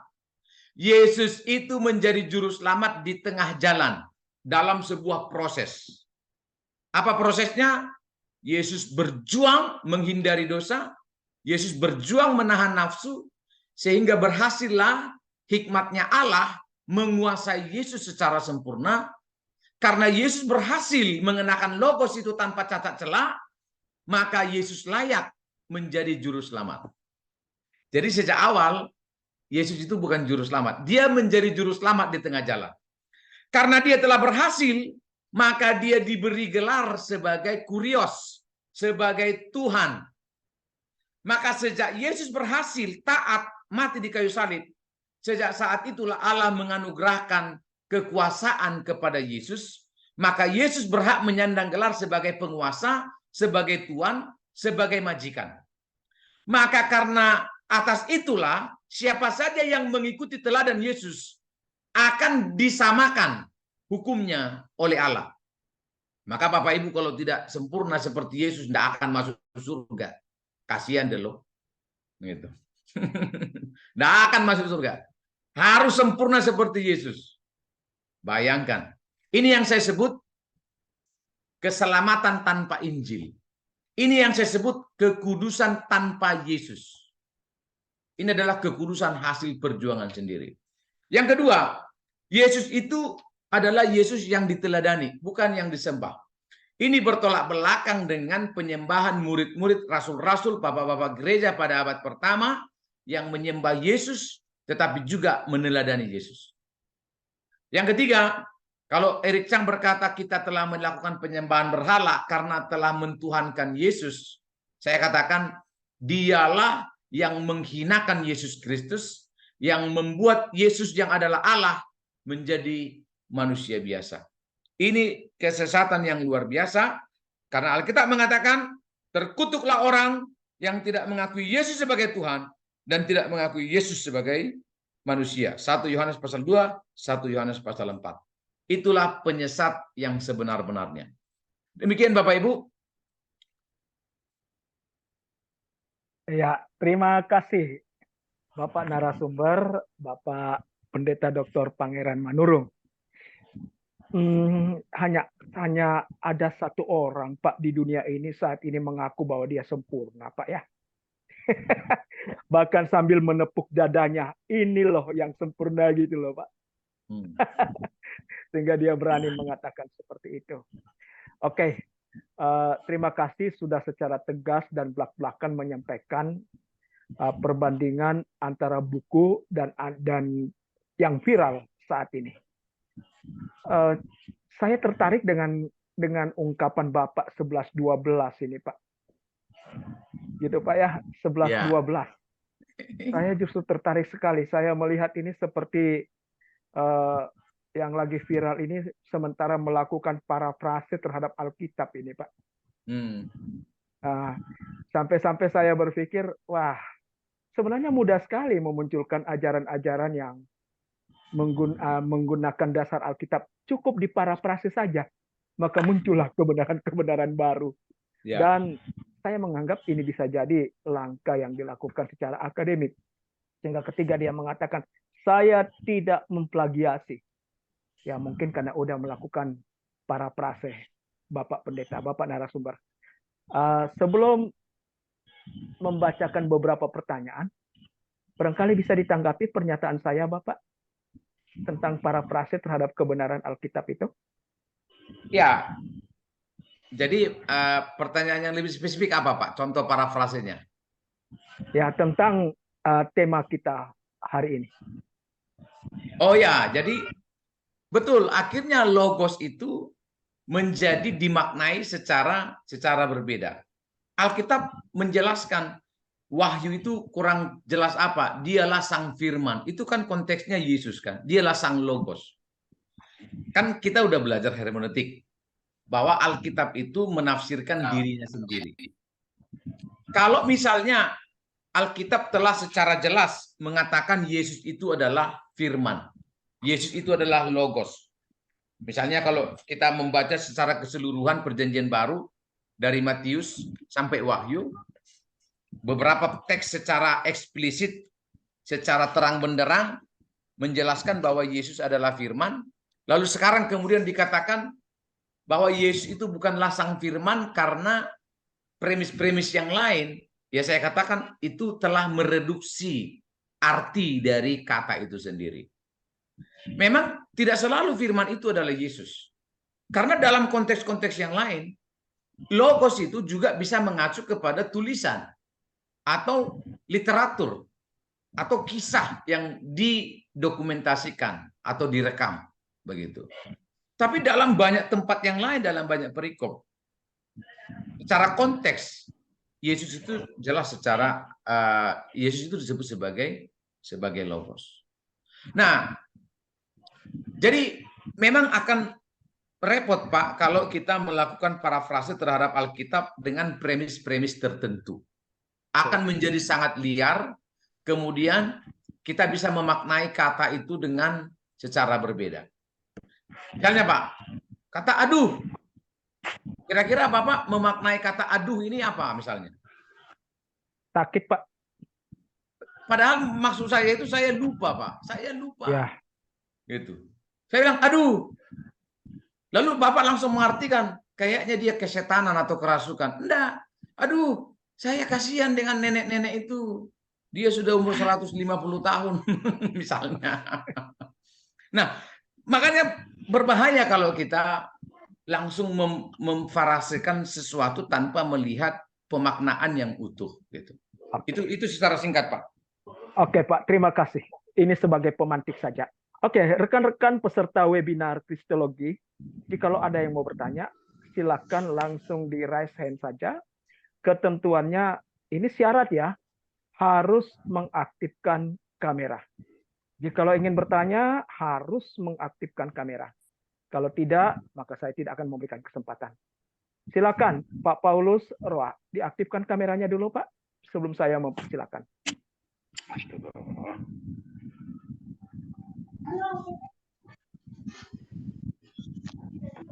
Oke, silakan Pak Paulus untuk. Ya, selamat siang Pak. Ya, saya tanya, ini kan penafsiran berbeda-beda, sehingga penafsiran yang boleh mutilasi Alkitab. Istilah kalau mutilasi itu kejahatan. Untuk memunculkan. Dengan kata lain, mungkin ini cabik-cabik sana sini. Kira ini persoalannya,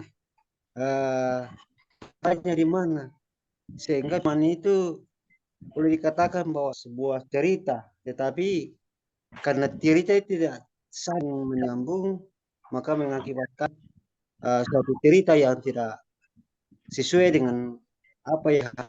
Nah, jadi pertanyaan saya lah, kenapa ada penafsiran yang boleh dikatakan pada jalannya penafsiran pendataan, penafsiran yang boleh dikatakan bisa mencapai, memang ada penafsiran tidak sempurna. Ya, itu mungkin yang menjadi pertanyaan saya. Terima kasih. Terima kasih Pak Paulus. Saya Ya. memang tidak menangkap dengan baik karena putus-putus. Jikalau narasumber menangkap dengan baik, silakan Pak. Pak Joni, saya juga sama kita Pak. Oke. Sorry. Oh, iya. Iya. Oke, Pak Paulus, saya minta tolong Pak bisa ditulis lewat chat. Tapi Pak Supaya- John, ada pertanyaan juga di chat itu saya lihat. Enggak. Oh ya, benar Pak. Itu yang saya mau akan ke sana sebelum yang bertanya langsung. Banyak tanya Oke Pak Paulus Roa, nanti Pak ya, silakan ditulis supaya Baik. clear. Yang saya cuma dapat tangkap itu kata mutilasi tadi. Itu menjadi kata yang menarik ini. Ya. Ada dari Pak Hotdin Namaban. Disilakan Pak. Ya, terima kasih Pak untuk kesempatan ini. Pertama, saya sangat berterima kasih untuk acara ini dan sangat baik untuk saya secara pribadi untuk lebih memahami tentang apa yang sudah kita dengar dari Bapak yang sudah menyampaikan tadi. Pertama, Bapak ini sangat luar biasa. Boleh saya katakan mirip sama Bapak yang Bambang Rosena gitu ya. Mungkin adiknya barangkali. Dan adanya ini semua acara ini adalah akibat dari banyaknya maraknya sekarang ajaran-ajaran yang kita akui sudah lari daripada apa yang sudah banyak kita dengar tentang Yesus. Hanya satu yang mau saya tanyakan Pak. Belakangan ini saya mendengar ada seorang pengajar hamba Tuhan yang luar biasa mengatakan bahwa anjing ada di surga. Bagaimana tentang itu Pak? Terima kasih. Langsung saja Pak, silakan. Baik, ini menarik. Pengajaran anjing ada di surga. Ini sama sekali tidak punya dasar. Karena yang pertama kita bisa lacak ini dari Kejadian pasal pertama ayat 26. Ketika ciptaan itu diciptakan, langsung jadi aja. Ayam jadi, benda-benda di angkasa jadi, benar enggak? Itu menggunakan kata bara. Kata bara itu dalam bahasa Latin itu creatio ex nihilo. Menjadikan sesuatu yang belum ada menjadi ada. Tapi ketika Allah menciptakan manusia, itu bukan kata bara, tapi kata yatsar. Maka kata yang digunakan itu kan membentuk atau membuat atau menjadikan manusia. Itu bukan kata bara. Kenapa Pak? Karena ketika Allah menciptakan Adam, Allah menciptakan dari tanah yang sudah ada. Kalau tanah diciptakan, sebelumnya tanah itu belum ada. Maka disebut bara. Ketika Allah menciptakan bumi, itu bara karena sebelumnya bumi belum ada. Tapi ketika Allah menjadikan Adam, Allah membuat Adam itu dari tanah. Makanya istilahnya itu bukan bara tapi yatsar. Nah, ini yang menarik. Di ayat 26, manusia itu dibuat ada gambar dan rupa Allah. Dalam bahasa Ibrani kata gambar itu tselem, itu lebih kepada pikiran, perasaan, kehendak. Yang membedakan manusia dengan ayam, bebek, dan seterusnya. Kalau ayam Pak, sejak dia lahir sampai dia besar, ayam bahkan sudah dewasa, tidak tahu dia cara mendesain masa depan. Bapak Ibu pernah lihat ayam pergi menabung ke bank?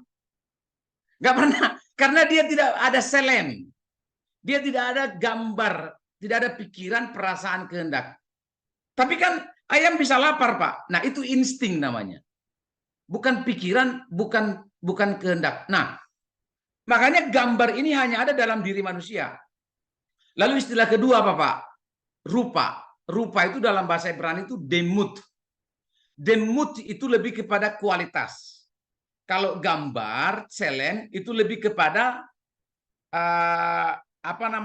pikiran, perasaan, kehendak. Kalau rupa atau demut itu Kejadian 1:26 itu lebih pada kualitas. Artinya apa? Manusia itu diberi kualitas kekal, Pak. Kekal. Punya spirit untuk kekal.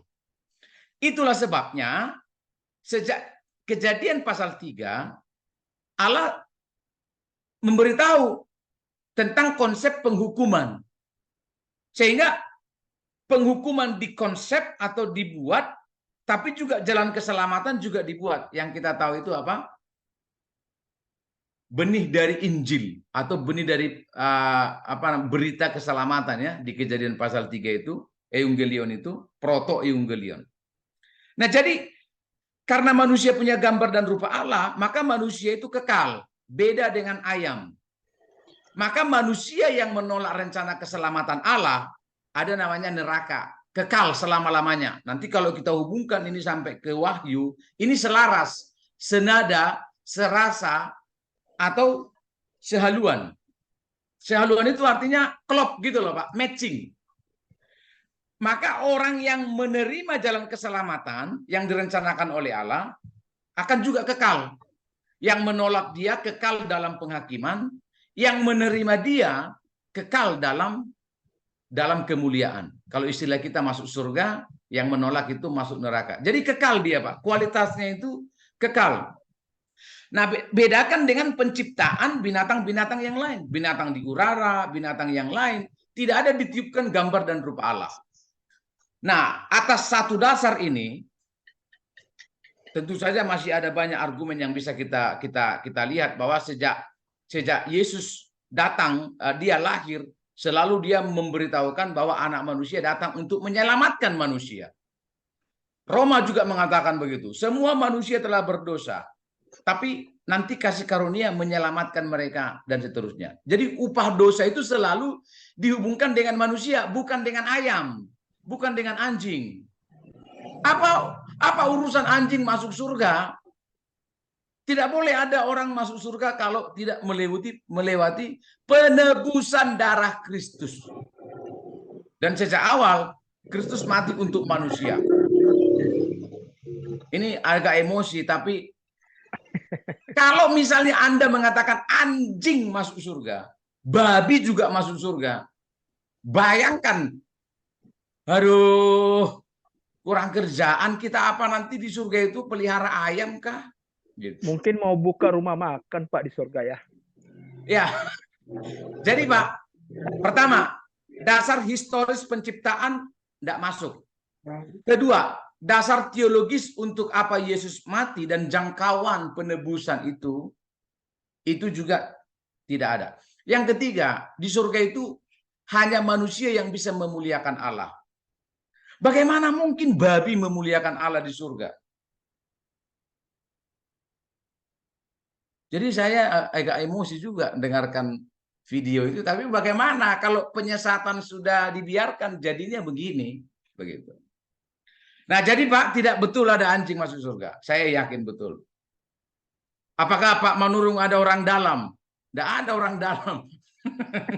Tapi atas dasar-dasar argumen teologis, kita bisa menyimpulkan tidak ada anjing di surga. Demikian, Pak. Ya, terima kasih, Pak.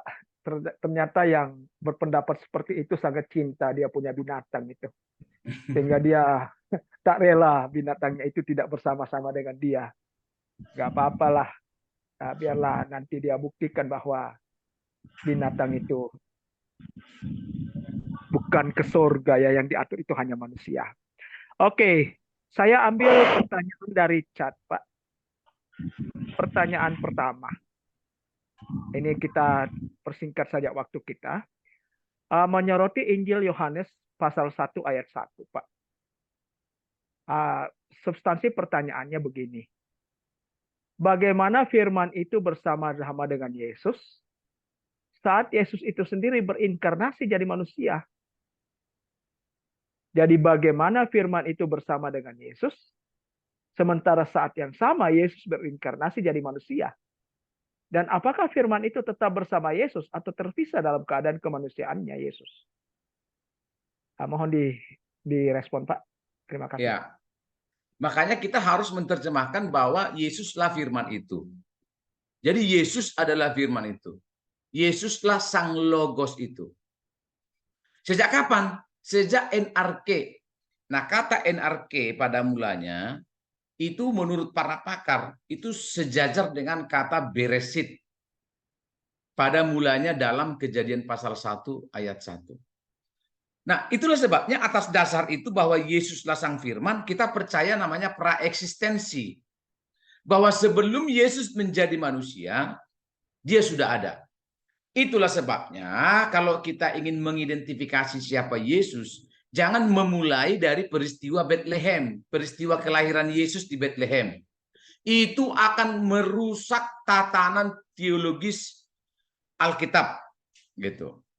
Nah, jadi kan kalau misalnya Yesus itu bukan sang firman, maka akan muncul pertanyaan itu tadi barusan dan akan bermasalah kalau Yesus bukan firman. Tapi akan tidak ada masalah teologis kalau kita memahami apa yang disebut oleh Yesus sebagai sang logos. Kan masalahnya kan karena Eric Chang tidak mengatakan Yesus itu bukan sang firman. Itulah yang jadi masalah. Seolah-olah Yesus itu hanya disertai oleh firman, atau firman itu memerciki kehidupan Yesus, atau ada sebagian firman itu di dalam diri Yesus. Kita menolak itu, premis itu. Oke Pak, terima kasih. Kemudian ada pertanyaan berikut ini yang mencoba mengklaim keputusan Allah ini. Mengapa harus memilih 3 pribadi, Pak? Bukan 2, bukan 4. Itu yang pertama. Kemudian, kalau memang konsep Allah Tritunggal itu ada, mengapa tidak satupun nabi dalam PL itu mengatakan Allah Tritunggal itu ada? Kemudian, sikap Bapak sebagai seorang Kristen terhadap Allah Tritunggal dalam implementasinya di kehidupan sehari-hari.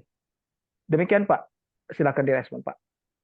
Ya, kita kan percaya Tritunggal atau meyakini Tritunggal karena memang itulah yang disajikan oleh Alkitab. Kalau misalnya kita tidak percaya inkarnasi, harusnya kita tidak perlu percaya Tritunggal.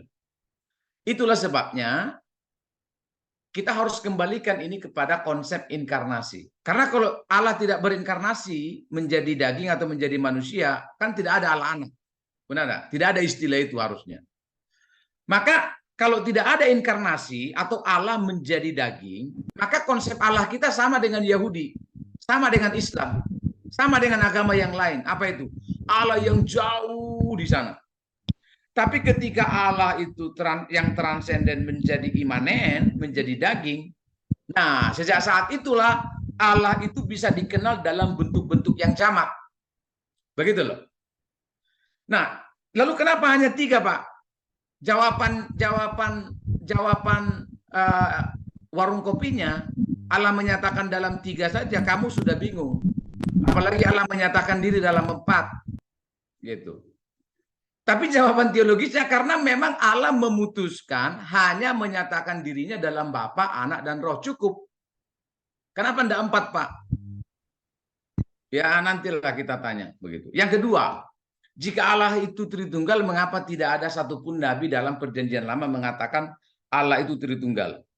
Ini menarik. Itu sebabnya dalam teologi kita sebut ada namanya pewahyuan progresif. Pewahyuan progresif itu apa? Sesuatu itu kadang-kadang tidak semua jelas dinyatakan oleh Allah. Apakah kepada kita orang yang di masa gereja sekarang, di masa perjanjian baru sekarang semuanya sudah jelas? Masih ada. Hal-hal yang akan datang masih ada misteri bagi kita. Benar? Maka pengkhotbah telah mengatakan itu. Nah itulah sebabnya kalau kita meyakini progressive revelation atau pewahyuan yang progresif, maka kita akan meyakini konsep di Perjanjian Lama Mesias itu dinubuatkan, di Perjanjian Baru Mesias itu digenapi. Itu bukti bahwa kita meyakini ada yang namanya revelation progresif, pewahyuan yang progresif. Ada yang hanya separuh-separuh dinyatakan, tapi nanti di waktu yang akan datang akan dinyatakan lebih utuh. Sekarang Mesias itu telah datang, kita telah yakini. Tapi Mesias itu belum datang kan untuk kedua kali, benar enggak? Di Perjanjian Lama Mesias itu dijanjikan, hanya bayang-bayang menurut Ibrani. Di Perjanjian Baru Mesias itu telah datang untuk pertama kali, kedatangan pertama kali. Tapi belum datang untuk kedua kali kan? Nah, pertanyaan yang sama kan bisa begitu juga. Kenapa di zaman kita, sekarang Yesus yang datang kedua kali itu tidak dinyatakan? Ya karena memang ada namanya progressive revelation. Tidak semua langsung diberitahu kepada kita. Yang ketiga, bagaimana sikap Bapak sebagai orang Kristen terhadap Allah Tritunggal dalam kehidupan sehari-hari? Apakah Allah Tritunggal sudah ada pada Perjanjian Lama? Jelas sudah ada. Makanya Allah yang jamak, Allah yang majemuk itu, Allah yang majemuk dan Allah yang tunggal, Allah yang mono, Allah yang esa itu telah diperkenalkan itu dalam Perjanjian Lama. Itulah sebabnya Musa saja menuliskan kata Elohim itu, kata Allah itu dengan jamak loh. Harusnya itu bukan Elohim itu, tapi Eli. Atau misalnya El, kalau misalnya ingin menyampaikan Allah yang tunggal. Tapi kenapa Elohim? Karena memang nabi-nabi Perjanjian Lama telah memahami adanya kejamakan dalam dalam diri Allah. Yesus apakah sudah ada dalam perjanjian lama? Loh, sebelum dunia dijadikan Yesus sudah ada, makanya kita meyakini praeksistensi. Begitu. Tapi ada yang disebut manifestasinya itu dinyatakan kemudian. Sudah ada dulu, tapi kemudian manifestasi dalam bentuk bayi baru kita bisa lihat di Bethlehem. Itu pun kita tidak lihat. Mana ada di antara kita ini peserta Zoom hari ini menyaksikan atau menjadi saksi mata kelahiran Yesus di kandang domba, di palungan, tidak ada gitu. Nah, sama Roh Kudus apakah sudah ada dalam perjanjian lama? Ya karena Roh Kudus itu Allah, bahkan sebelum dunia dijadikan, sejak awal dia adalah Allah, sudah ada. Tapi manifestasinya itu baru dinyatakan dalam bentuk-bentuk lidah api, dalam bentuk merpati, dalam bentuk yang lain. Manifestasi beda dengan hakikat ya. Hakikat itu sesuatu yang Anda tidak bisa lihat, tapi manifestasi itu adalah sesuatu yang Anda bisa lihat. Contoh, kalau saya bilang saya sakit gigi, Anda mau lihat sakitnya itu di mana? Anda ada. Yang Anda bisa lihat manifestasi sakit gigi, bengkak giginya. Itu manifestasi namanya. Tapi kan Anda tidak bisa melihat warna sakit saya itu warnanya merah. Ukuran sakit saya itu ukurannya bulat. Berat sakit saya itu beratnya 3 kilo. Hakikat sakitnya Anda tidak bisa lihat. Tapi manifestasi sakitnya itu Anda bisa lihat. Nah sama. Allah Tritunggal itu hakikatnya tidak bisa Anda lihat secara hakikat, tapi manifestasinya dinyatakan di kemudian hari. Bukan berarti ketika Roh Kudus baru bermanifestasi di Kisah Para Rasul pasal 2, bukan berarti dia belum ada. Bukan berarti manifestasi Mesias itu baru lahir di Bethlehem, bukan berarti dia belum ada. Itu maksud saya. Lanjut Pak. Oke, terima kasih Pak. Ternyata mempelajari Alkitab itu lain dan unik ya. Tidak seperti belajar ilmu-ilmu lain. Sehingga demikian dua hal ini yang perlu kita lakukan. Belajar Alkitab itu harus belajar di tempat yang tepat, dari orang yang tepat. Jangan sampai kita terpengaruh karena ada label PDT di depannya, tetapi mengajarkan yang tidak sesuai dengan firman Tuhan. Terima kasih kepada Bapak Pendeta Pangeran Manurung yang sudah menjadi narasumber pada saat ini. Masih ada beberapa pertanyaan. Oleh karena itu kepada peserta, jangan tinggalkan grup webinar kita, karena pertanyaan-pertanyaan itu akan dijawab oleh narasumber. Jadi mohon kesediaan Bapak Dr.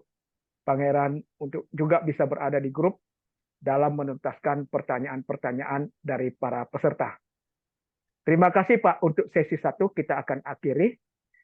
Atas nama Sekolah Tinggi Teologi Kataros Indonesia di Bekasi menyampaikan terima kasih. Kegiatan ini terselenggara bekerja sama juga dengan Yayasan Yosafat Indonesia, dan kami percaya bahwa pelayanan dari Bapak Pendeta akan terus diberkati. Hal-hal lain kalau misalnya nanti narasumber lain ingin menuntaskan dalam materi juga disilakan. Jadi sekali lagi Pak, terima kasih. Selamat melayani Pak, dan selamat kita meluruskan apa yang bengkok. Amin, amin. Ya, ajaran itu jangan sampai seperti mie gitu. Kalau mie itu mau diluruskan itu tetap bengkok. Makanya seharian pun kita bisa menangis Pak.